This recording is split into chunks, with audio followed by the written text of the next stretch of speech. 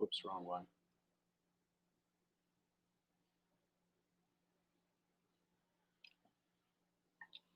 Hey gang, Wes Buck here, Drag Illustrated Magazine. I hope you are doing wonderfully on this beautiful Wednesday afternoon. It is October 14th, 2020. What's going on, Ryan? And it is our weekly live Q&A here on the Drag Illustrated Facebook page. Thank you so much for joining us. Checking in with you guys all from glorious Fort Worth, Texas. What's going on, Todd, Alan, Pat, Dave, Brady, Ryan? We got a crew piling in already. Please, if you don't mind, click like, click share, spread the message around, get more people to circle around the drag racing water cooler that is this weekly live Q&A. So no script, nothing. I got nothing for you. I just want to talk drag racing with all my friends, all my homies, and do race car things with all my race car friends. What's going on, Travis? Luke, what's going on across the pond, my friend? It's a beautiful day here in the good old US of A. I hope it is as well overseas, man. Wild weekend in the sport of drag racing. I thought about it a little bit, just considering everything that's going on in the world, the fact that there were like more drag races going on this past weekend than I could really keep up with, and not without an NHRA national event. It's unbelievable. I mean, we had racing in Tulsa, racing in Valdosta, Georgia, of course, racing out on the East Coast at Galat Motorsports Park with the PDRA Drag Wars event. It's just, there was a divisional event going on in Noble, Oklahoma. There's just a ton of racing going on, man. And it's that trend will continue yet again this weekend as the NHRA returns to action at the legendary Texas Motorplex outside of Dallas, Texas and Enos, Texas. And I'm looking forward to it, man. I was down at SGMP this weekend. Keith Berry, what's going on, man? Travis, that makes me feel so good. You look forward to this all day? That's crazy, man. Thank you so much for saying that. I appreciate it a ton. I was getting ready to say something a second ago.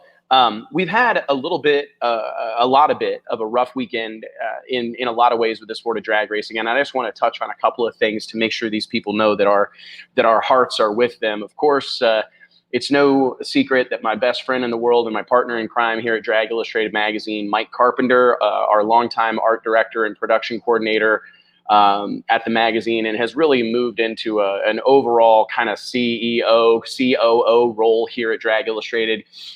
Mike Carpenter's dad, the legendary Pro Mod driver and godfather of Pro Mod, in my opinion, driver of the world's fastest 55 Chevy, Charles Carpenter, CC himself, suffered a severe stroke on Monday. And man, it's heartbreaking for me. Mike's my best friend in the world, and this has Mike was supposed to be here in Fort Worth, Texas with me today. Sorry, my email keeps blowing up. I'm going to put this on Do Not Disturb. And I just want to send my heartfelt well wishes to Charles and his family, Mike and Lisa, Christian and Caroline.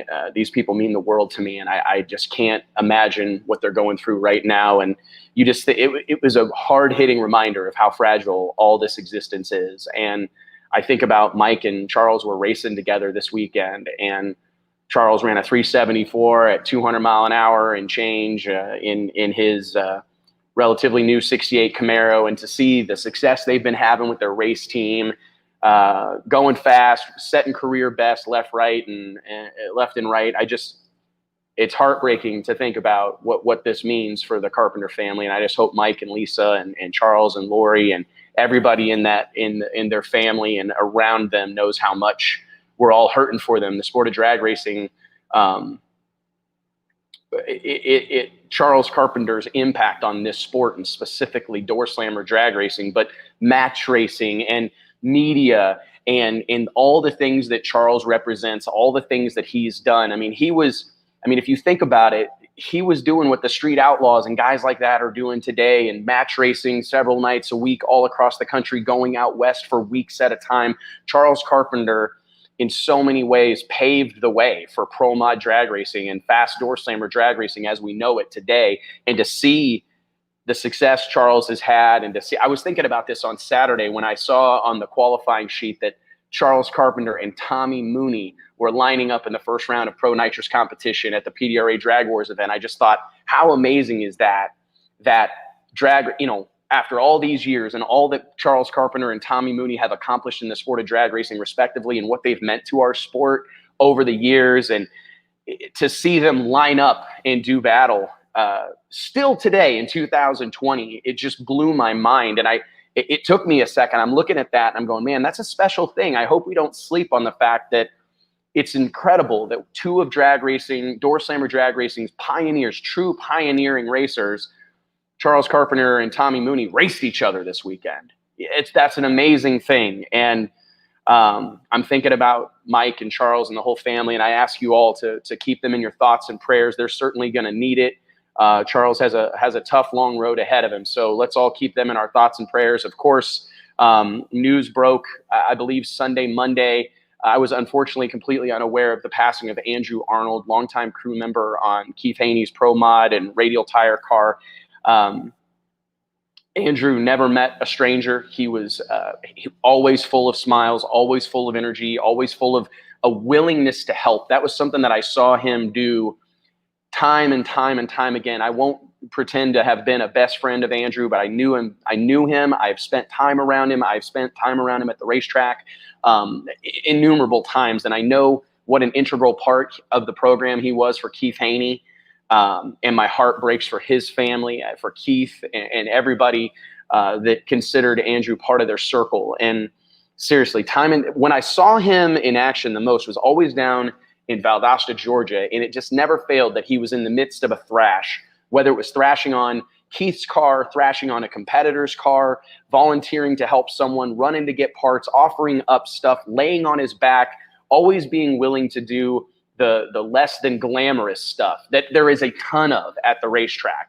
I say this all the time, and maybe it's something that needs to be said publicly, but there's a lot of glitz and glam that is perceived at the racetrack, right? And Drag Illustrated in some ways is responsible for that because we capture a lot of it and we shine a light on the high spots, but there's a lot of low spots at the racetrack. There's a lot of late nights. I mean, throughout the course of the weekend while I was down in Valdosta at Donald Long's Sweet 16, it was one racer after another that I bumped into that hadn't slept yet, who was up all night fixing a motor, putting pistons in something, or driving across the country or whatever to go pick up a short block so they could stuff a new motor in a car. And there's a lot of less than glamorous moments that take place at the drag strip. And I think there's a lot of wives and girlfriends and family members and friends and people that kind of, shroud our sport that typically only get to see those highlights because a lot of times that's what we post on Facebook, right? That's what we post on our Instagram. That's what gets on our story when we're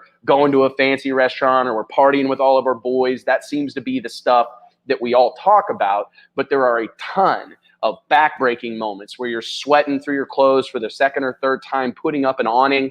You're laying on your back, dropping an oil pan and checking bearings in some blown alcohol deal, whatever. There's a lot of brutal moments that the sport of drag racing provides. And that was where I always saw Andrew Arnold willing to roam, willing to jump into those less than enjoyable, dirty, greasy, hot, and largely unenjoyable moments. I always saw Andrew willing to do that. And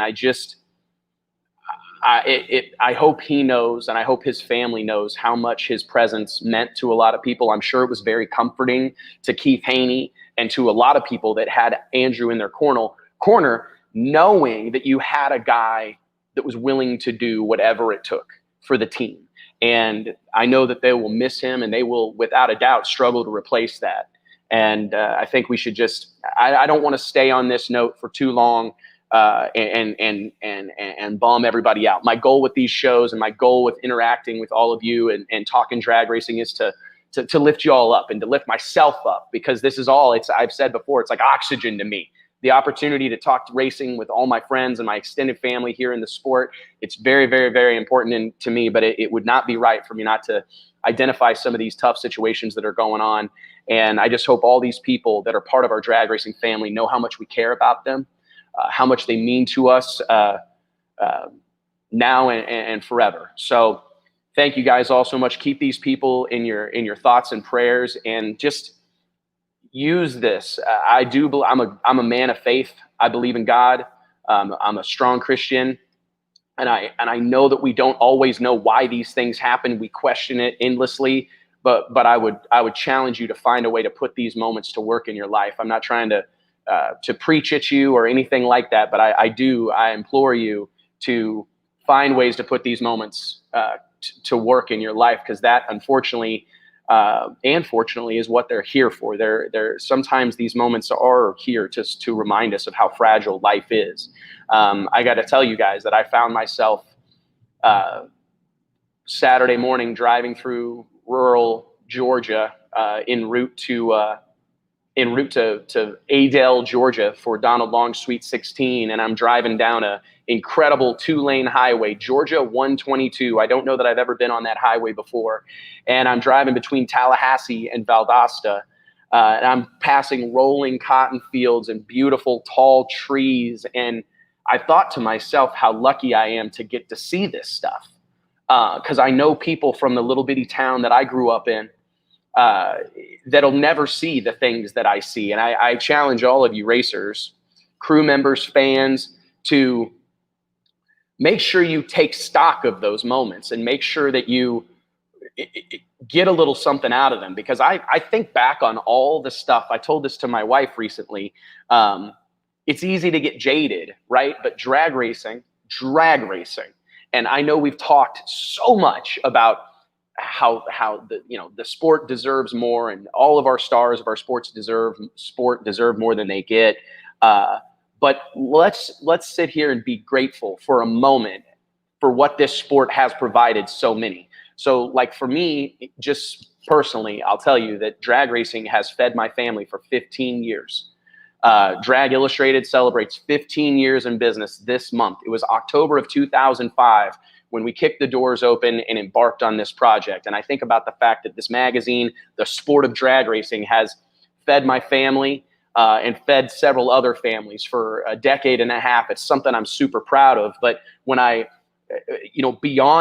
step beyond that, I start to think about all the experiences that I've had, being trapped in Qatar, being in Bahrain, being in Saudi Arabia, being in Adel, Georgia, being in Englishtown, New Jersey, being in Los Angeles, California, and all over this incredible country, from sea to shining sea, all the beautiful rolling fields I've seen, and the sunsets I've seen, and the crazy weather I've endured, and all these different things.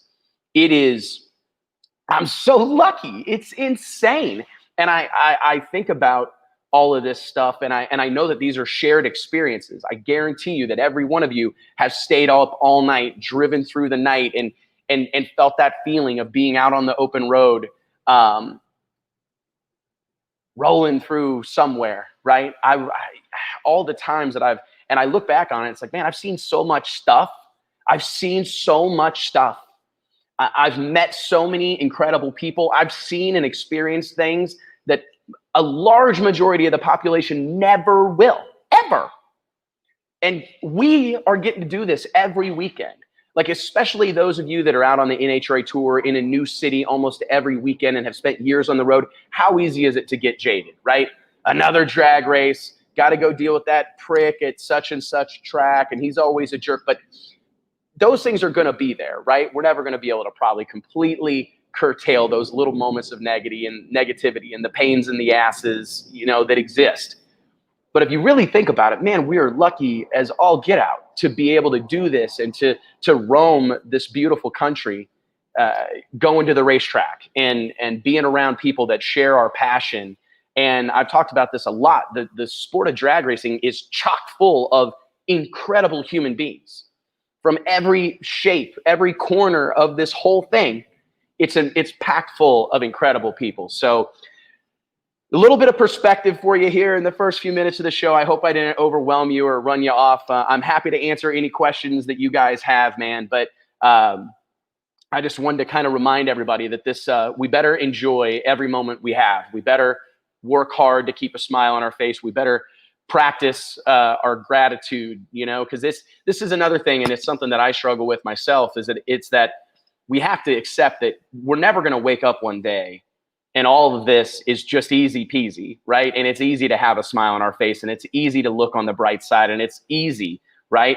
That's not the case. It's a work in progress. So don't be upset, or don't feel frustrated that you have to work at it, or that you have to make a conscious effort, because that's part of it, right? That's that ongoing development that we're all responsible for, right?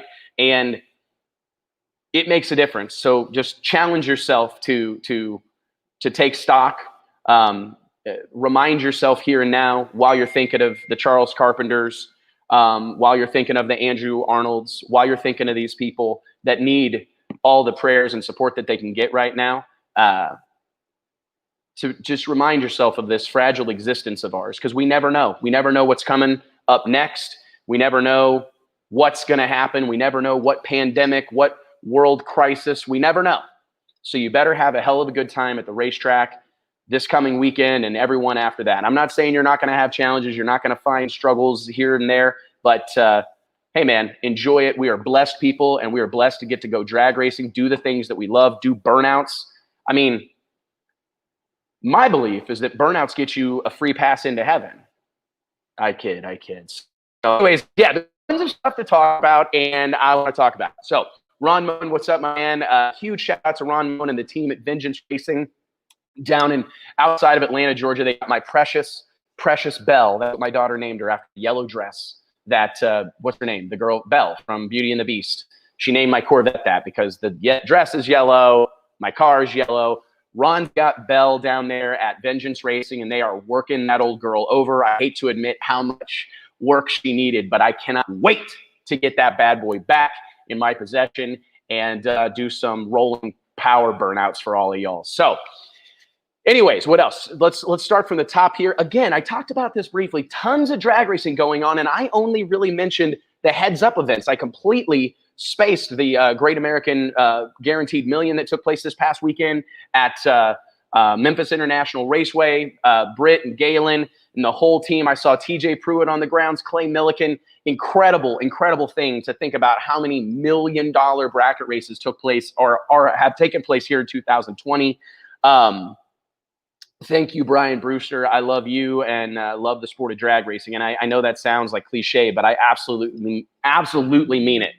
And I think it takes all of us. I truly do. I think it takes this whole group of people constantly preaching the gospel and of drag racing and this community and the way that this sport and the way that car culture brings people together from all walks of life, every shape, creed, color. It's incredible. Ethnic background, religious background. It's insane.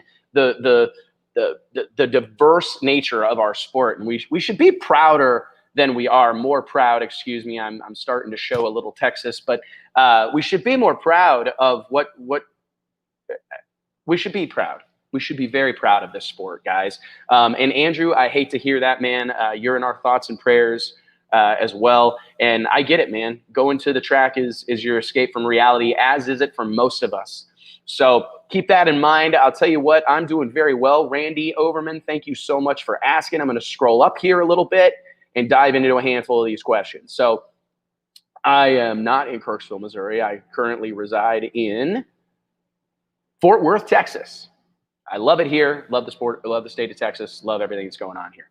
So what do you think the 2021 season will be like? Asks Robert Glenn. Robert, I appreciate you giving us a question here. Means a lot to me. I love the participation. And I guess I'll try to move fast on this stuff. I look at 2021 and kind of hope for anything better than we have here.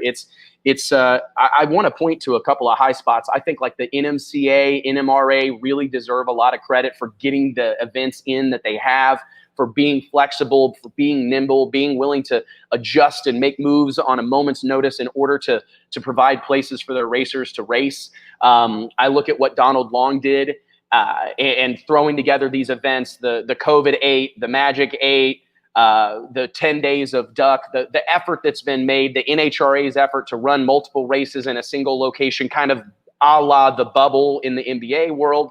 I thought that was very impressive. The PDRA somehow, some way will have I believe, put on 6 events here at the end of 2021. And you just think about the amount of effort that went into pulling off those races, doing most of them without fans.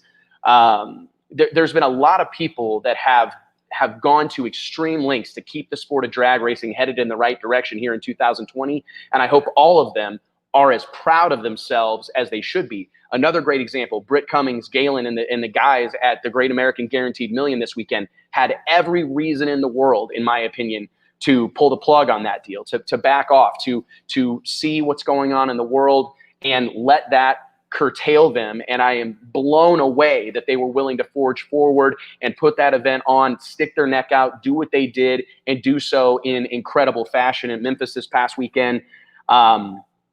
The sport of drag racing, all of y'all, the entire, from the top to the bottom, left to right, whether you're a sanctioned series or official, you're a promoter yourself, whether you're a racer, pro, sportsman, outlaw, anywhere in between, a weekend warrior, a bracket racer, a grassroots guy, a streetcar guy. I look at what Streetcar Takeover, Chase Lautenbach and Justin Keith have accomplished here in 2020, and it blows my mind. I look at the crowd they packed into Atlanta Dragway a couple of weeks ago for Streetcar Takeover Atlanta, and it looked like a national event. And it just makes me freaking burst at the seam with pride. So while I am looking forward to better things and better times in 2021, Robert, I want everybody to be proud of what they did here in 2020 when they had to. They made it. They made it through it. We're almost there. We will get to the other side of this, but I don't think we can downplay the significance of what's happened here in 2020 and the moves that people have had to make. Because there's been a lot of blood spilt in 2020, not just from COVID and all the lives that have been taken from us, the people that have been taken from us by this disease, but also the businesses that have struggled, the tracks that have struggled. We've seen major tracks like Summit Raceway Park, Summit Motorsports Park in Norwalk, Ohio, the house that Bill Bader built. That track's been closed all year. And you think about the significance of that and the people without jobs and the people went out without work that year and the impact of that. And I'm really, really proud of the perseverance that exists and the innovative spirit that exists in the sport of drag racing. And I guess if I'm going to go through a pandemic, this is the industry I'd like to go through it in. So kudos to everybody from top to bottom for getting through this. I think 2021, we're going to see, first and foremost, I think there's a huge opportunity for promoters, just that there's probably going to be a certain amount of resetting of expectations that's going to be good for the sport of drag racing. I think that a lot of small promoters, a lot of upstart promoters, a lot of what Keith Berry and I call suitcase promoters, him and I both fall into that category. We don't own a track. There are tons of us that roll into a facility and kind of make it our own for a couple of days or a weekend or a week a year. And I think for suitcase promoters, for sanctions and series and racetracks across the country, there's going to be a reset of expectations that should allow some room for growth, some breathing room, some profit potential. One of the things that doesn't get talked about enough here on this show or in general is that, like it or not, I would argue the most important thing in drag racing, brace yourself, my friends, the single most important thing in the sport of drag racing are successful promoters. Let that sink in for a second, my friends. The most important thing in drag racing is successful promoters, okay? It is so important for tracks and the promoters that roll into these racetracks and put on events are successful, because that is a critical function for the growth and overall well-being of the sport from like an economic standpoint. If there are not big events, if there are not series, if there are not points earning series, if there are not championships to be won and records to be set and big purses to be won and winner's circle photos to be taken, without those things, there's not a lot of motivation, because we talk about this all the time, right? We talk about this all the time, that nobody's really racing for money. There are people that race for money, and I'm not trying to downplay the importance of good payouts and big payouts and reasonable payouts. I'm all for as much money being paid to racers as humanly possible, but not at the detriment of the promoters putting on those events.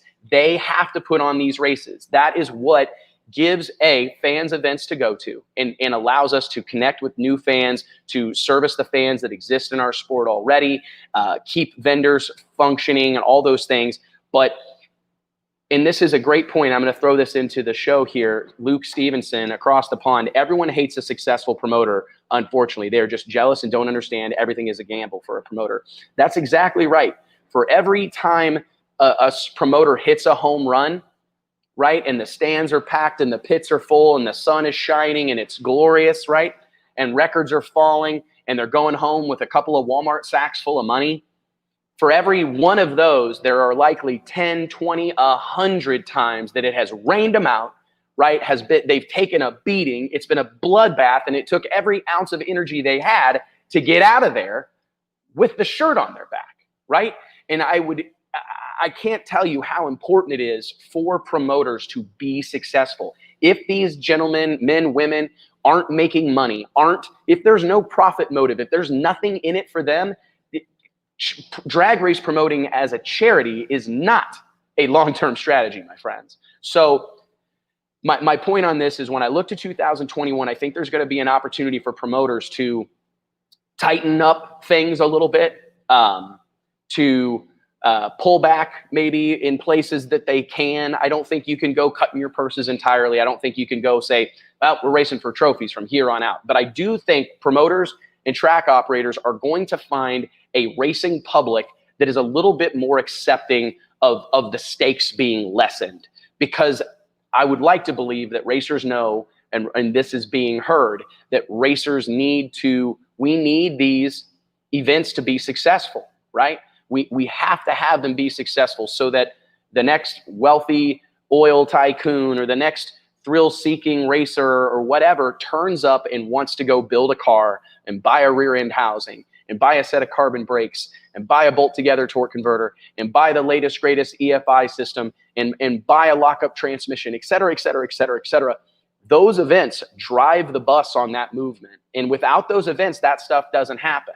So it's very important that these sanctions and series and promoters in general are successful. So I look at 2021 and I think there's going to be some opportunity for people to not feel the pressure to keep up with the Joneses, so to speak, in the racing industry and pay crazy money here and pay crazy money there and crazy prep the track here and crazy prep the track there. I think there's going to be some collective understanding and a good amount of opportunity for race promoters in 2021. And that's what I really look for. I do think we're going to see the continual shortening of events. I'll move to the next question here shortly, but I wanted to finish up with Robert. I do think we're going to see more and more shortened events. There are some rumors. I haven't confirmed these. I haven't attempted to, so I'll try to do that after the show today. But there is some rumors circulating that some of the events on the NHRA schedule in 2021 will be shortened. Will be events that are in the NHRA schedule, the NHRA Camping World Drag Racing Series schedule will be shortened up to 2-day events. I think that is something that we will see more of in 2021. I'm trying to think of what else. I truly look for the PDRA to combine Pro Nitrous and Pro Boost. That's something that I think is waiting in the wings that could be a massively successful happening for them. I see Pro 275 continuing to come up. I think that they have that class is, I think, with respect to Scotty Guadagno, who's actually a friend of mine, and I hate the situation that he finds himself in, but I think that January 1st changing of the guard in Pro 275 to eliminate all pro modified style bodies, composite bodies, stretched, shortened, narrowed, chop top race cars out of Pro 275 and make that the home of cars like Jason Carter and Mark Mickey's now famous, infamous, legendary blue Malibu, cars that still look like cars that still embody the spirit of small tire drag racing. I think that is going to be absolutely fantastic for radial tire racing. As much respect as I have for the things that are taking place in Radial versus the World and these incredible performances, of which we saw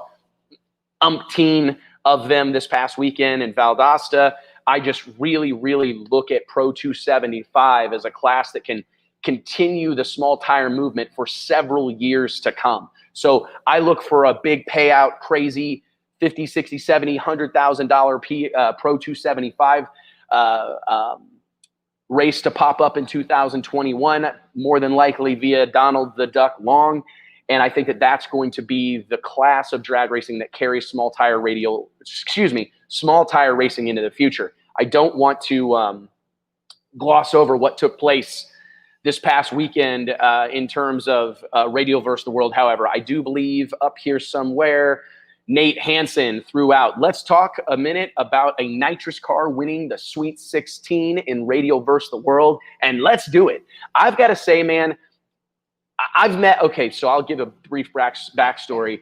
I made a bet with J.R. Gray, Justin Swanstrom last year that if they would match race at the Sweet 16 or Lights Out, I can't remember which one it was, I made a bet with them that whoever won, I would put them on the cover of the magazine, the first ever, or I think it was the cover of the Outlaw issue, a grudge racing special. I said, whichever one of y'all win, put up a pot, but whichever one of y'all win this race, one of you is going on the cover, and one of you will go in a story inside the magazine. And it was really cool to see how jacked up J.R. Gray and Justin Little Country Swanstrom were to go match race for a spot on the cover of the magazine. It was badass, and I get excited just thinking about it. But they were both awesome throughout it. They talked trash. It was a fun, high-energy thing. They honored their bets. We honored it at Drag Illustrated. We put Justin Little Country Swanstrom on the cover of the magazine, which turned out to be an extremely popular issue of the magazine.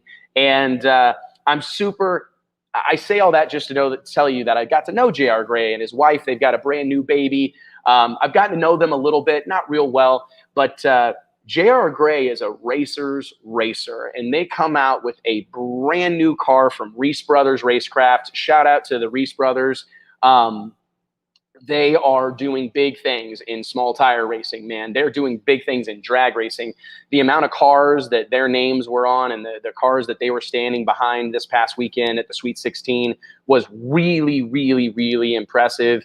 I love when people carve out a niche and really find a place to plant their flag and dominate. And it really looks to me like that's what the Reese Brothers are trying to do. J.R. Gray comes out with a largely untested brand new combination, and 12, 14 passes later is going like bottom, maybe sub nine flat, 60-foot times, sets the nitrous record for a door car, 354 with a 2, wins the biggest drag radial race on the planet Earth. Takes home $70,000 in the process. And I thought he did a phenomenal job driving. I thought he did an incredible job maintaining his poise and composure. This guy's rate had all sorts of big money grudge races, and he has a lot of experience in those high pressure moments. And it showed on Monday night. It showed on Monday night under the lights at South Georgia Motorsports Park, the house that Ozzy Moya and Maria Moya built along with Donald Long. Massively impressive performance. And I guess I'm kind of scratching my head, really, to be honest, because I know it's not effortless, and I don't want to shortchange the effort that goes on behind the scenes and the experience. But man, they made that look easy. They made it look easy. They really did. That Pat Musey power under the hood of that thing is clearly a difference maker, and I can't say enough about it. It was an incredible performance. Nitrous cars really showed out, and I think there's been a couple of moments like this throughout the course of drag racing history where there's kind of this breakthrough happening that will inject some life into something, and I really hope the success of Justin Curry winning with a nitrous combination. I hope that what J.R. Gray and Marcus Burt and Jamie Hancock and the Warbird, Jack Green, what these nitrous racers were able to accomplish, Taylor Laster, Dean Marinas, what all these nitrous racers have been. I mean, if you start including the NHRA Chad Greens and so on and so forth, I really hope all the success they're having injects some newfound belief and enthusiasm in in the nitrous combination. And when we see some new cars roll out, they've got big nitrous motors between the frame rails. Because, like I said, this has happened a handful of times.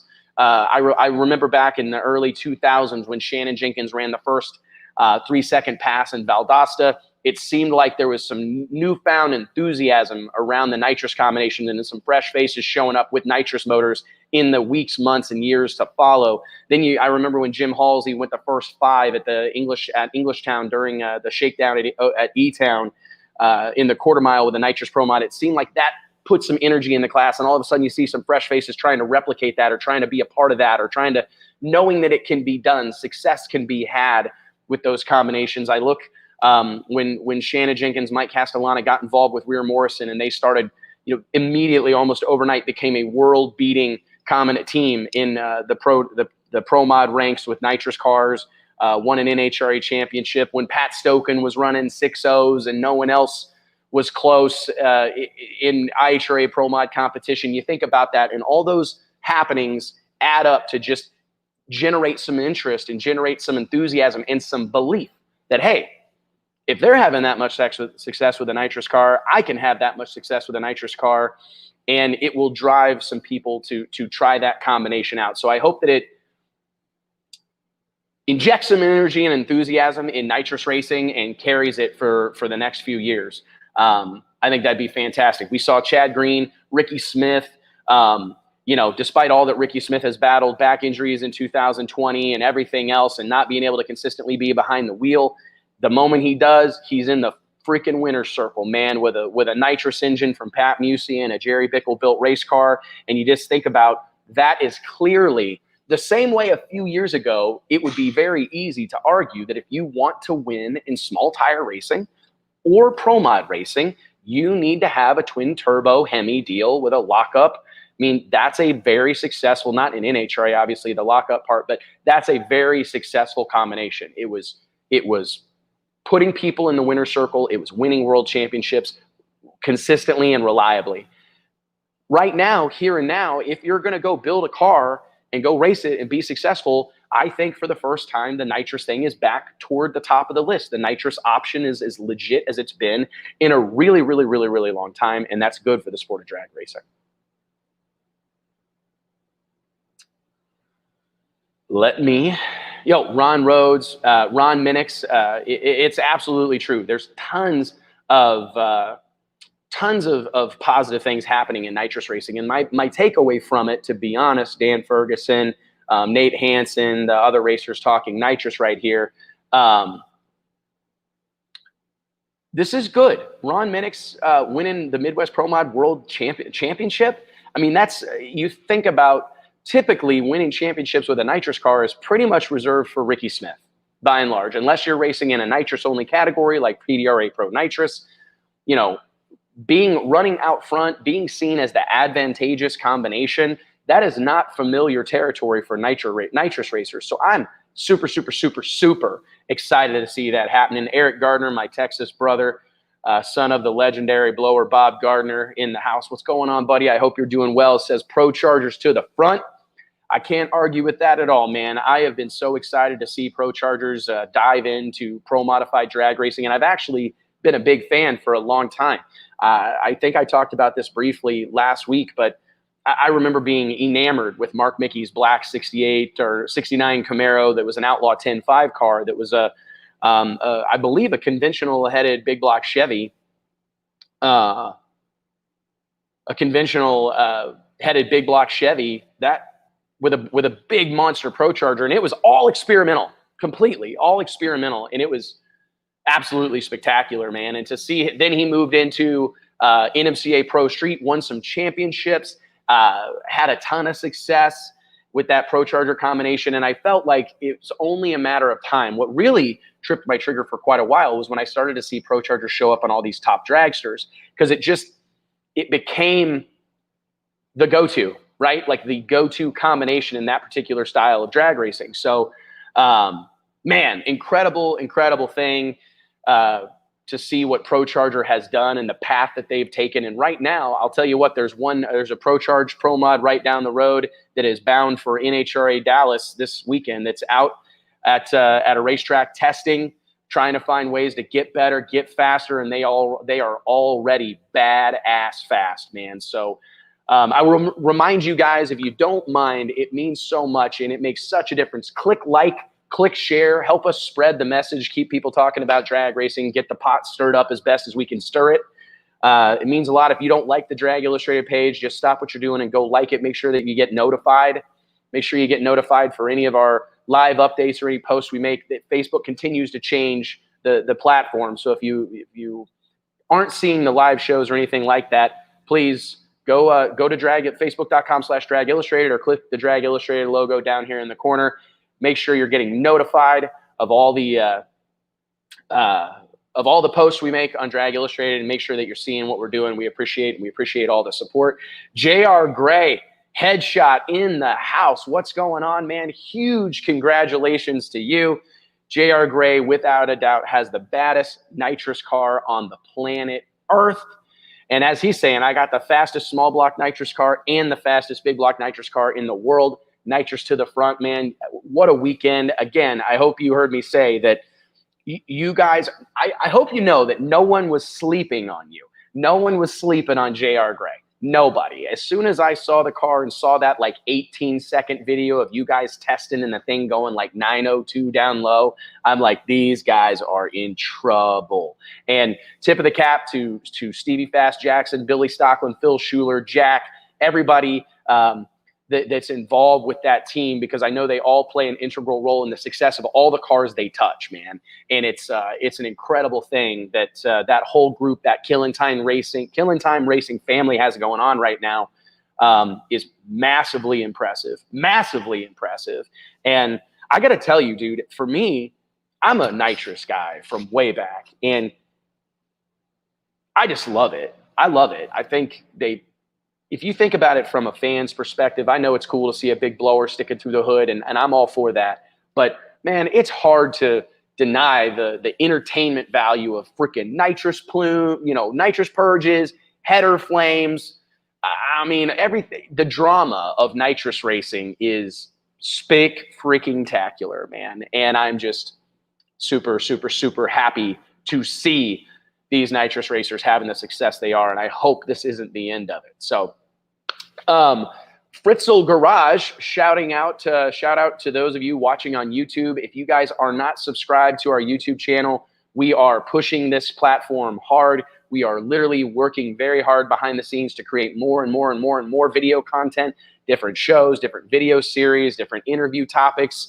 So please make sure that you are subscribed to the Drag Illustrated Facebook channel, or excuse me, YouTube channel. And I'll tell you what, all of you watching right now, it would literally mean a lot to me if you just dropped whatever you're doing and checked out the Drag Illustrated YouTube channel and gave us a subscribe. Fritzl Garage asks, how fast can J.R. Gray go, especially being that this was his first full weekend out? Great question. I've talked to both J.R. Gray, Stevie Fast Jackson, and Marcus Burt, and every single time they come back to me and tell me, God, there's a lot left. God, there's a lot left. And we all know that when you start getting, unless you're new to drag racing, you know that the faster you get, the fewer and farther between upticks in performance become, right? Like when you're running 10-0s in the quarter mile, or 7-0s, let's say, in the eighth mile, getting into the 690s or getting into, jumping from 7-0 to 6-0 is not impossible, right? Jumping from 8-0 to 7-0 is not impossible. Matter of fact, you may be able to just put a 150 shot on it, put a 200 shot on it, and make big jumps in performance, right? But when you start getting down sub 5 seconds, sub 4 seconds into that mid 350 range, I mean, you're talking about, if we're on a scale of 0 to 100, these are 97, 98, 99% efficient runs. That there is so little left, and you're dependent on so many other things that are out of your control, right? So I believe there's a lot more left in that combination. I think we would be, what I'm noticing, and this is just, I'm not going over there and looking at data. I'm not looking at EGTs. I don't know air fuel of these combinations. I'm not going over and getting the information really required to make a perfectly accurate statement right here. But I will tell you that just the untrained eye, just those of us that pay close attention, would tell you that the thing I'm seeing is I'm not seeing the fucking hood scoops blowing off these things, right? I'm not seeing sheet metal or billet intake manifolds turned into torn in half soda cans. I'm not seeing heads off these things after every run. I'm not seeing I'm not seeing the catastrophic damage that used to be associated with a stepping on it run in a nitrous car, right? I'm not seeing that. So that said, it's hard for me to argue that when Marcus Burt, someone like that, Stevie Jackson, J.R. Gray, when people like that tell me plainly that there's a lot more left, I have to believe them. I have to believe that that's the case. So, however, as I saw my buddy Dan Ferguson meant here, the diminishing returns start to come into play where we're not talking about massive strides left. When they say there's a lot left, I mean, that could be 200s, 300s, right? So I'm very excited to see where this combination goes.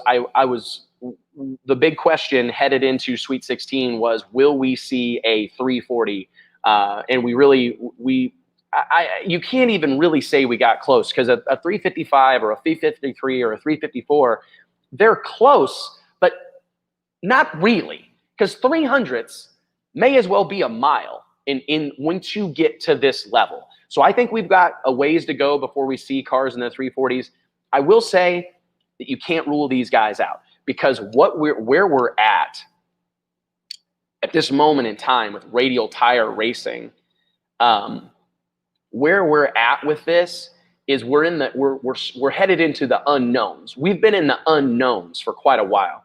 I'll tell you a really quick anecdotal story that kind of explains this. I knew a crew chief, world-renowned crew chief, that took impeccable notes, right? Was a data-driven tuner, and he basically had a book of wheel speed numbers, right? And he knew that at Englishtown Raceway Park, or at Gainesville Raceway Park, let's say, in March with an 80-degree temperature, a 110-degree racetrack, certain amount of cloud cover, this barometer, this whatever, he knew that his target wheel speed, the threshold, was whatever, 200 in, 2,500 in, right? A quarter second into the run, right? He knew what the wheel speed number, he knew the threshold for that wheel speed number. And what happened is he struggled to keep up with new people in the class who didn't have that information, because that information sometimes can hold you back, because that was what he perceived as the threshold, what he perceived as the limit. Well, a lot of his competitors had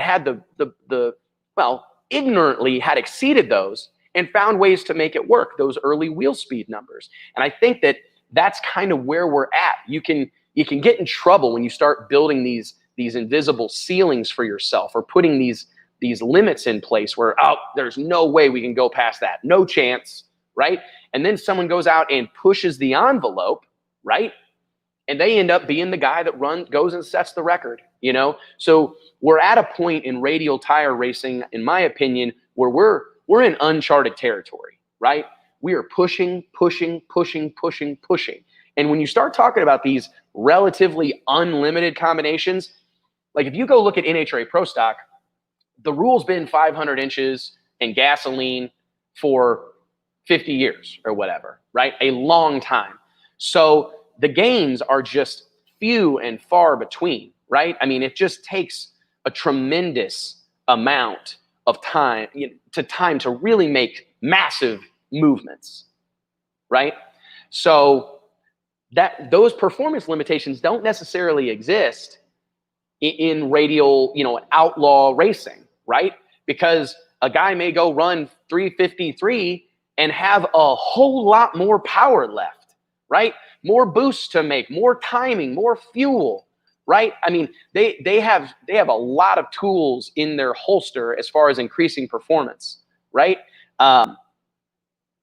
That doesn't necessarily exist in a class like Pro Stock, where all they've got is they can mess with timing a little bit, right? They can mess with timing. That's really it. Gear ratio. Johnny Placino is in the house. Huge congratulations to Johnny Placino. I called it. He's, if not the hottest guy in drag racing right now, damn near it. Absolute badass. He made my first ever CBA list, the certified badass list here in professional drag racing. Johnny Placino kicked their teeth down their throat yet again this past weekend at the PDRA Drag Wars. I mean no disrespect when I say that, but it's the truth.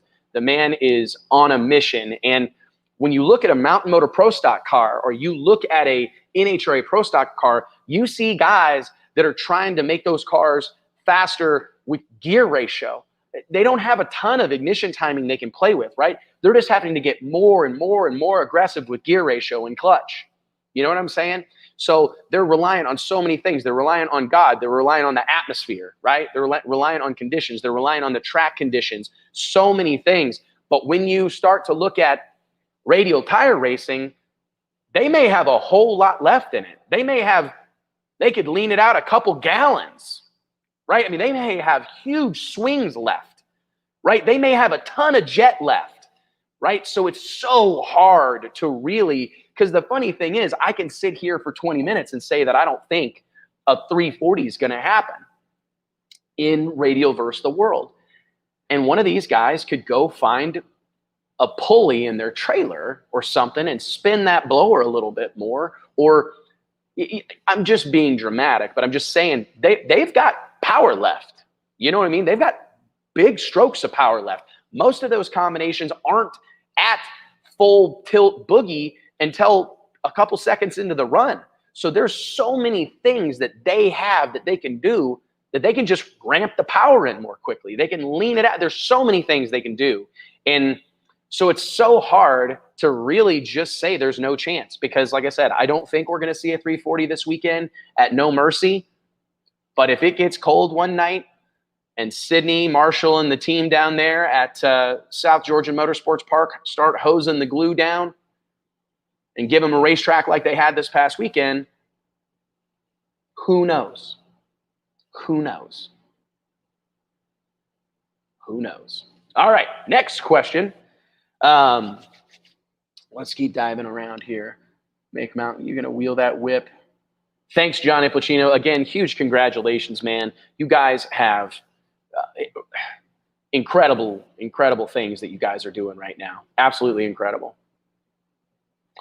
Yeah, huge shout out to Jeff Serra. Big news this week. Goes home, takes home the win at the Guaranteed Million. The Britt Cummings major event down there in Memphis.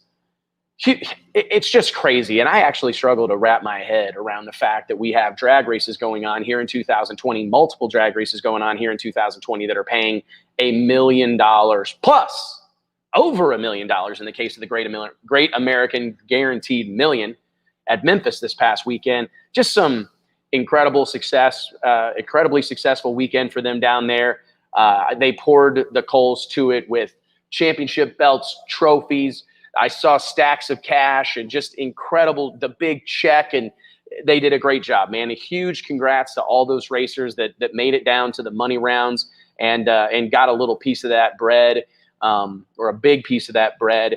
Just incredible, man. It was cool to see how many people, to see Bo Butner posting about it, and to see Clay Millican posting about it, and to see so many people on social media amped up about what was happening, taking stock of how many racers from their state were still in it, how many racers from this state were still in it, how many racers from this camp were still in it. I just think the whole thing was phenomenally done. And huge congrats to Jeff Serra on an incredible win at the Great American Guaranteed Million. We miss you, Nancy Johnson. We miss Colorado Springs, man. I never honestly thought, after 2017 and the first ever Drag Illustrated World Series of Pro Mod, I didn't think there would ever be a summer for me personally that didn't include a trip to Denver, Colorado. The relationship that I have with the Bandamere family, that started with getting to know Larry, Cale, and Cody Crisp, some people I consider family. I can't imagine, the situation that exists here in 2020 and the way they've had to fight to keep that track open and to hold events and to bring fans out and to serve their racer base, serve their fan base, serve their sponsors. It's a tragedy, the fight they've had to fight here in 2020, but I can't wait to return to Thunder Mountain, bigger and better than ever. I'm not 100% sure what the future looks like, but I know that we will Drag Illustrated, our events will return to Thunder Mountain, and when we go, we will go big. I assure you that. Nothing we do is designed to be. We don't come to take part. We come to take over. I like to do big events. I like to set trends. I like to be first on the scene. And we will come out. We will return to Vandermeer Speedway next summer, and we will burn that place to the ground in the most positive way possible. James Kraft, Lee, what's going on, buddy? Wes, between Tommy and Jim and PDRA Pro Nitrous, who nabs the championship? I think Tommy this year. Great question, man. Absolutely great question. Between Tommy and Jim and PDRA Pro Nitrous, who nabs the championship? I'll tell you what, I think that the success that Jim Halsey had this past weekend, I think that's going to continue. I think they broke through. I think they got the job done. I think him, Eric Davis, Kathy Kraus, that whole team, Brandon Schweitzer, Melissa Schweitzer, that's some determined drag racers. And I'm not trying to say Tommy Franklin and company aren't equally determined, but I think there's a part of me, for nostalgia's sake and for nitrous drag racing, I think it'd be really cool to see Jim Halsey win this whole deal. And I think that he's there. I think it's going to be a battle to the bitter end. And I think it's fitting. I just think it's absolutely fitting that those two guys, two titans of outlaw 8th mile drag racing, are going to be going to battle down the stretch here. So I'm excited to watch it shake out. I can tell you that much, man. For as much as I talk about wanting to see Pro Nitrous and Pro Boost combined, I know that is a sensitive subject. Some people don't necessarily agree. Some people absolutely do. But I don't, all that said, I never, ever, ever want to shortchange what Pro Nitrous has meant to the sport of drag racing. This is a class of drag racing that has served so many purposes. It's kept this combination alive at a time, many moons ago, when it was nowhere near as potent or reliable and consistent as it is today. It gave a lot of racers that were hard-headed and committed to their platform a place to race and go race against like combinations. I look at PDRA Pro Nitrous and I see it kind of as pro stock on steroids. It's pro stock on nitrous, and it's an incredible, incredible class, and I love it to death. And the only reason I would ever suggest that the PDRA combine Pro Nitrous and Pro Boost is just having the knowledge of the inventory of cars that exists today. And I personally believe the numbers don't support keeping these cars separate. I think that we need to put them all together and see what happens. That's my belief, and I don't think it would take very long for a Pro Nitrous car to win a handful of, a nitrous car to win the PDRA Outlaw Pro Modified category, for that to be the combination of choice in a big, big hurry.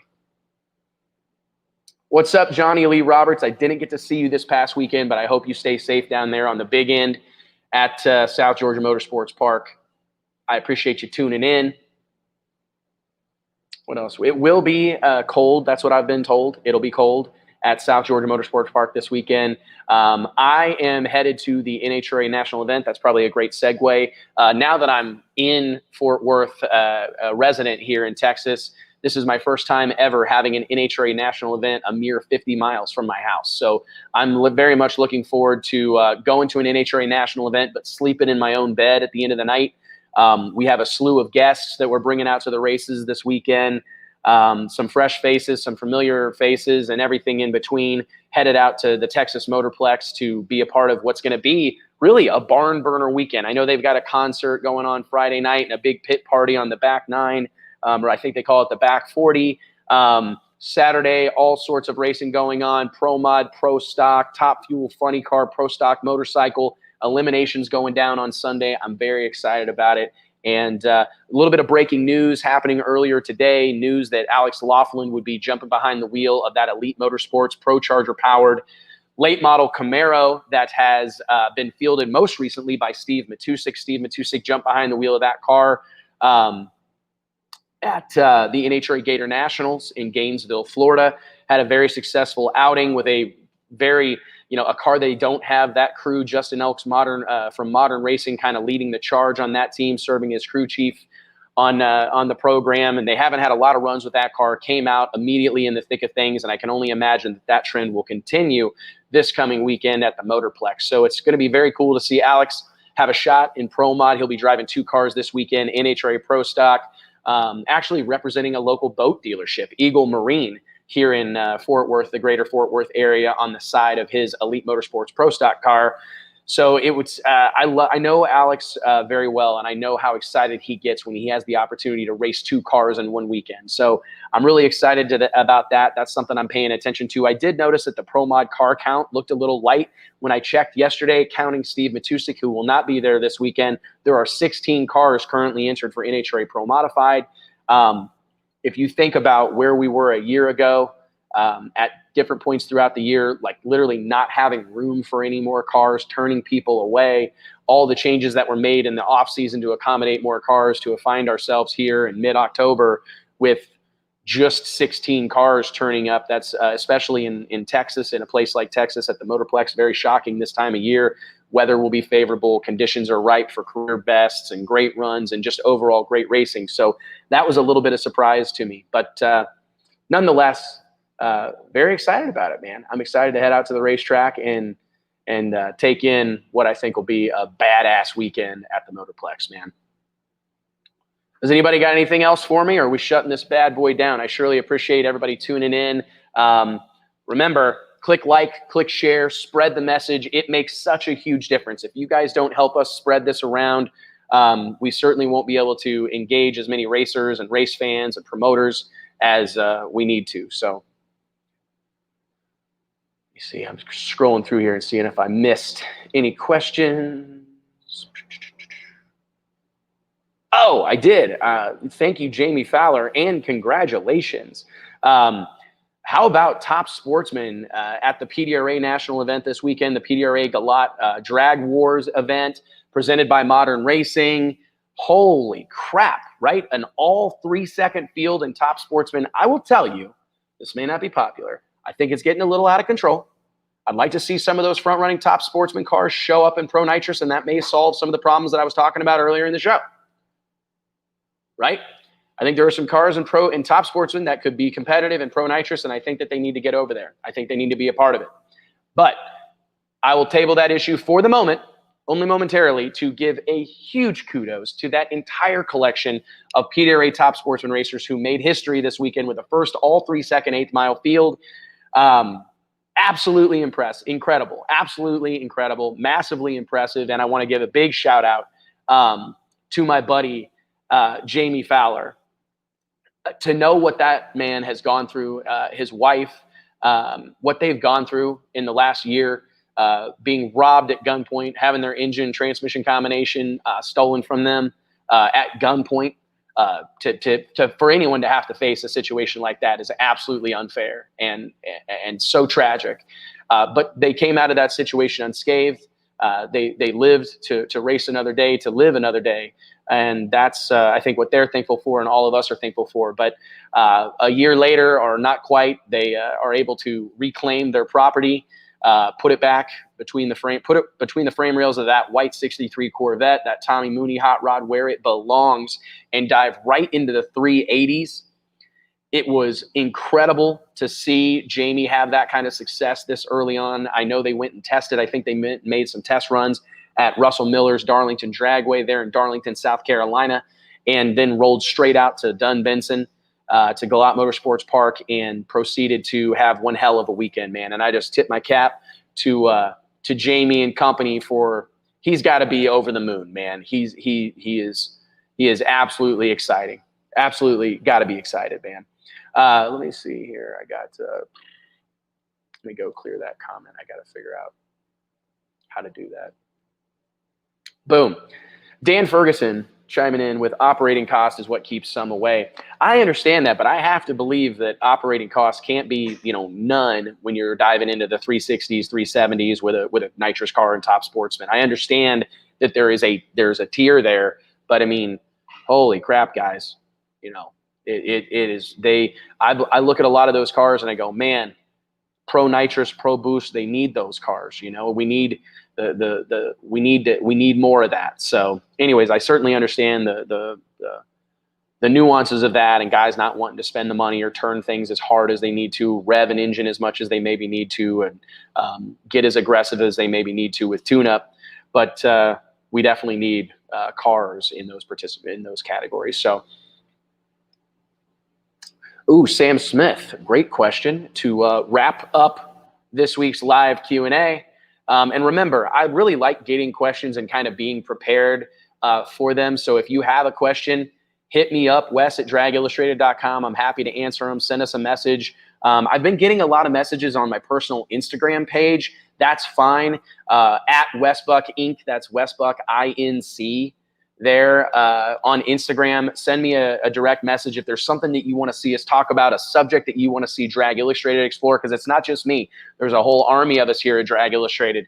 I mentioned Mike Carpenter, my partner in crime, at the beginning of at the show, but it's Nate Van Wagenen, our editor-in-chief, Josh Hatchett, our senior editor. We also have a slew of editorial contributors that participate in our kind of think tank conversations every week, sometimes every day. And if there's something that you think we need to be talking about, or a subject or a situation that you see brewing or needing attention, we want to know about it. So please let us know. Tell us about it. So, or just pile them into the comments like we did here today. So Sam Smith with our show ending question. We're going to do a mic drop at the end of this. What are your thoughts? What's your thoughts about the call made in Pro Stock? Will we talk about this on the final race day? Great question. This is an extremely sensitive subject, and I think that I just look at it right now and I feel like there's some clear right and wrong things. I think that the right thing to do, considering the fact that cars crashed, considering the fact that we have agreed that the track conditions were dangerous, I don't think marginal is an adequate descriptor of the track situation that existed in St. Louis. And I don't think there's any reason to blame anybody or point any fingers. But calling a spade, if the track was unsafe and we raced on it and then we stopped, we wrecked a car, we stop, we reprep it, we try again, we almost wreck another car, okay, we stop, we try again, and we ultimately decide to just stop, I personally think a very sound argument can be made for rerunning the race in its entirety. I think in a shortened season with a very close, tight points battle, it is hard for me to be completely accepting of leaving things as is. Now, mind you, I'm the guy that promotes and is very outspoken about my belief that tracks are being prepped too much and that we are going too far in the wrong direction. But over prepping and unsafe are different combinations, or excuse me, different conversations, okay? I'm not talking, I have strong opinions about over prepped racetracks, and we can talk about that in the future, okay? Unsafe racetracks, I'm not about that. Nobody is. Nobody wants it to be unsafe. And I think if the decision that was made is unsafe, the track was unsafe. I mean, it was so unsafe that we chose not to run the Pro Mod cars. And it could be argued that while faster, they have bigger wings. I know that there's been a movement, a trend away from the big-ass picnic table wings that Pro Mod was kind of built on. And there's a lot more deck lid spoilers in Pro Mod now than ever before, no question, right? But I would argue that if it's too dangerous to even attempt to run a Pro Mod car, it was too dangerous to attempt to run a Pro Stock car that are notorious for not having any downforce, for being intentionally slippery, right? If it was too dangerous to even attempt to run a Pro Mod car, then they should, I believe there is logic that supports. Now listen, I can appreciate an argument the other direction. I can appreciate it. But I think at this moment in time, during a compromised racing season, right, where we don't have the races, we don't have the rounds, we don't have the schedule every round it's very cliche to say that every round matters. But in a season that has been reduced by 50+% number of race-wise, every round counts twice as much as it ever counted before, right? And I look at all the damage and all the crashed up cars and all that happened in St. Louis. And I think the smart, fair play to avoid a permanent asterisk around a season that may already have, let's say already has an asterisk, is bad. To allow that situation to exist, it's already going to be a problem. Forever, we will be discussing 2020. This is a year that no one will forget, right? Those of us in the racing community will remember it for all sorts of nuances, right? This is the year the season was shortened. This was the year we didn't race for 3-4 months. I mean, there's all these things, right, that have happened here, in 2020 that I think could call into question, and I'm not agreeing with this. I'm not saying this, that this is exactly what I believe or think. I'm just saying it for the sake of getting it out there in discussion, that this is a season that is always going to have kind of some yeah, but associated with it, right? So-and-so won the championship. Yeah, but that was the year they only raced 10 races and they didn't have the countdown and they didn't have to contend with the Western swing. And right, this season will always have that. So if we've done all this work and we've gone through these incredible, we've gone to great lengths to try to maintain the integrity of a championship series. And I know that a lot of the thought process was by the NHRA, we need to have X number of events for our champions to really be world series, world champions, series champions, right? So if you've done all this work and you've gone to these great lengths to create a legitimate competitive environment where when champions are crowned, they will be legitimate, well, much deserving champions. Why in the holy hell would you allow some situation like this to sneak in? Right? Because it's only going to make matters worse. And if it is such that the championship is decided based on a screwed up situation in St. Louis, I just think that will be a tragedy. I really do. No matter who wins it, there is going to be fingers pointed. Like, no matter who wins it, if they don't change course, there will be people that go, oh, they only won it because of what happened in St. Louis, or they only lost because of what happened in St. Louis. And personally, I just think in a year where we're going to have all of this stuff and all of this baggage, that I would try to avoid that. That's just my personal opinion. I think that if that can be avoided and we can rerun the race, I'm telling you, we've seen reruns for far dumber reasons, right? We've seen reruns take place for far lesser reasons. Now, I also understand that there is apparently a precedent that the NHRA believes was set in Charlotte 5-6 years ago, where track conditions prevented the completion of the race and they moved forward and left things as is. I think that's wonderful, and case law is what I call it. These precedents or whatever. That's fantastic.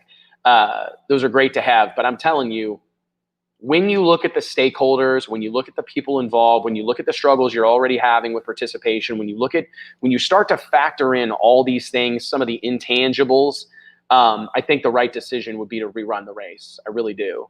I can make an argument the other way. I can, because I argue and debate is what I do. And I actually really pride myself on being someone that is willing to first explore the other perspective before I present my own. And I mean, there are people, I'm sure, right now that are prepared to argue, right? Prepared to argue that, hey, man, I made a killer run. Right? Nobody made a killer run in that right lane. Nobody. Right? I mean, that right lane, we saw a very bad wreck by Kenny Delco. We saw 2-3 cars shut off early. We saw Chris McGahey, look his son in the eyes and wish him well and encourage his safety more so than I've ever seen him do before, because he was in that right-hand lane. We saw a top dragster, which are notoriously stable. These are not cars that crash hardly ever, get loose on the big end and a very dangerous crash for Phil Oakley and that top dragster. There was an issue, and I in that right lane, and I think it's problematic. And I again, as Scott Malpas is saying here, it's already been determined that they are not planning on rerunning those races. And I don't know that I personally agree with it, but the big debate that has, I understand, and this is what I said. Lewis brings up a point. The sport is struggling. We want to rerun races. Everyone had to race on the same track. Everyone had to race on the same track, but not everybody had to race in the same lane. And when you have multiple cars having major issues in one lane specifically, I think that's a slightly different argument, but I respect your point. I absolutely respect your point. And I think the next issue that this whole situation has brought to light, and this has been talked about a lot in the media right now and on social media right now. There are stories on every website. We're doing a lot of interviewing here at Drag Illustrated. Our piece will probably be up in the next 24 to 48 hours. We're trying to do exhaustive research and interview a lot of people talking about this subject. But there's no appeal process for decisions such as this. And those of you that have chatted with me on the internet for a long time know that I'm a huge mixed martial arts and boxing fan. And, you know, if a fight stopped prematurely, or if there's some sort of judging dispute in an MMA fight, in an MMA contest, there's an appeals process, right, to reverse the decision that was made. And it is interesting that after 65 years in existence, there's not an appeals process for competitors when a decision like this is made for them to embark on. If you look at, I know that there's an appeals process in the NHRA. If you are fined, you can appeal it. You can appeal the fine. But apparently rulings such as this, there does not exist an appeals process. And that is something that Scott Woody Woodruff, a friend of all drag racing, a massive drag racing ambassador, and most assuredly a specifically ambassador to the Pro Stock division and for the Pro Stock division, has been very public with his dissatisfaction with there not being an appeals process, which I think is something that definitely needs to be added. I mean, if you look at all other sports, I mean, there's definitely examples of when it goes too far. Like, I think if you look at the NBA, or if you look at Major League Baseball, if you look at the NFL, I think that there's a lot of people in the media and a lot of fans that feel, man, we are reviewing way too many calls.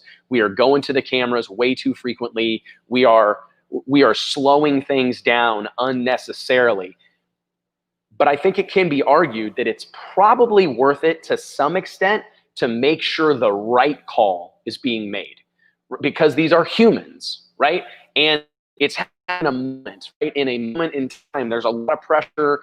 Things are moving, flying around, and it's important to make sure that those decisions are correct. I would also argue, because I will throw it all out there, I will not ignore that there's another argument that human refs, human decisions are part of it.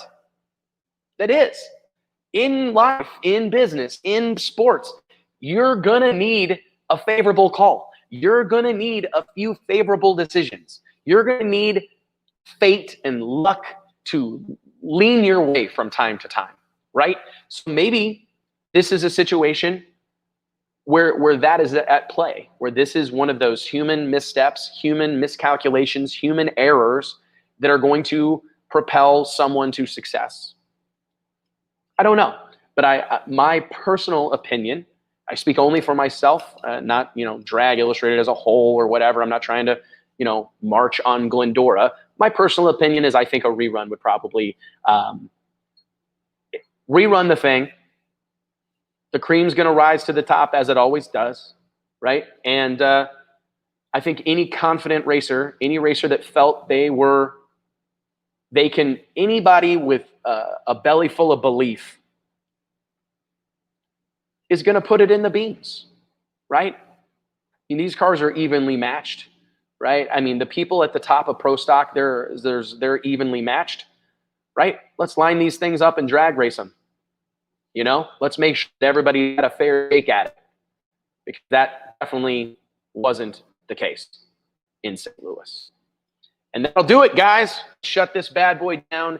I appreciate you all more than you will ever know. I love the sport of drag racing. I love my extended drag racing family, and I love talking about it with you guys every Wednesday afternoon. Again, if you don't follow the Drag Illustrated page, please go click like. Please go subscribe to our channel on YouTube. Follow us on Instagram. Follow us on Facebook. Follow me if you like to know what me and my little rugrats and my beautiful wife were up to through the week. And I look forward to connecting with you soon. If anybody wants to shake hands and talk drag racing and maybe chug some coffee or a cocktail after hours, I will be at the NHRA national event this coming weekend at Texas Motorplex. I cannot wait to go out to Texas Motorplex this weekend. I'll be there Friday, Saturday, and Sunday off and on. And I look forward to seeing a whole bunch of my drag racing family when I get there. So talk soon, guys. Benny Whiteley. Why does no one deep stage in Pro Stock Bike? Pro Stock Bike. Because they have enough trouble with red lighting.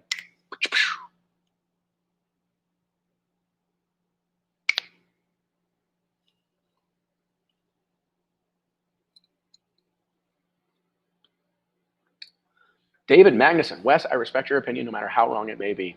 I appreciate it, man. And like I said, I can make a pretty valid argument the other way. But when you think about some of the things that are at play, and at this moment in time, I just don't know if setting something on fire with a decision like this is really the right play. So if the NHRA feels 100% fully convicted in the decision, I respect it, right? I mean, I'm not gonna lose sleep over it. But everybody races on the same track, but not everybody races the same lane, right? And I would never, ever, ever want something as good lane and bad. If you think about, like, let's just briefly talk about lane choice. Typically speaking, lane choice at a drag race is the difference between good and great, right? One lane's good, the other lane's great. Or they're both, one's better than the other, right? But this is a different conversation where one lane's good and one lane is potentially unsafe, right? If there was a motocross jump in the right-hand lane, sorry, I'm getting a bunch of texts. If there was a motocross jump in the right-hand lane and nobody won in that lane, right? I mean, nobody would be saying that everybody's racing on the same track. Well, there's a fucking motocross jump in the right lane. There's a whoop section in the right lane. You feel me? And I think that that's more representative of the situation that we're dealing with here currently. If a championship's decided by one driver getting lane choice, which they earned, right? Fair is fair. By getting lane choice and they win because they were in the great lane, not the good lane, I think that's fair game. I think that's tough break, right? But you start talking about a race where there was no qualifying, right? No qualifying runs, no prior, no unload them and race them. When you start thinking about the amount of nuances and oddities that surrounded that particular event, I truly believe there's an easy case that can be made for rerunning it. You know what I mean? And it's like you think about, we're qualifying these cars based off points. So no one got the opportunity to earn lane choice based on their performance that weekend, which is the way it's supposed to work, right? You're supposed to earn lane choice on the property, right? You go to a drag race and you qualify and you race in an effort to earn lane choice, to earn any competitive advantage that you get at a specific event, right? That was not the case in St. Louis. So I think that you just have to, I'm a big supporter of the track's the same for everybody. But again, most of the time, the difference between the left lane and the right lane is marginal, right? It's a marginal difference from one to the other. This one's a little bit better. This one's got more cloud cover. This one's, one of the things I hear all the time is this is this lane gets shaded by the tower sooner than the other lane, right? When the sun starts to go down, this lane gets shaded first, not this one, right? So there's all these little nuances, but that's always a conversation about the difference between good and great, right? Or good and slightly better. But the conversation of good and unsafe is completely different. And I think that we have to be careful with trying to make that all one conversation, right? So anyways, love you guys. Appreciate the debate. I really do. I love the debate. That's what this is all about. And I'm telling you guys, guess what? David Magnuson, our paths cross, I'm going to high five you, right? Because we can have different opinions and not kill in the streets, okay? We can all see these things differently and not be enemies, okay? It's a fantastic thing, and this is the way the world is supposed to work, right? We're supposed to have the ability to think freely and express our opinions freely and not be persecuted for them. So I appreciate you engaging me in a little bit of a debate, David, and I hope we get to do it again soon. So I appreciate your perspective, and I appreciate you respecting mine. Talk soon, my friends.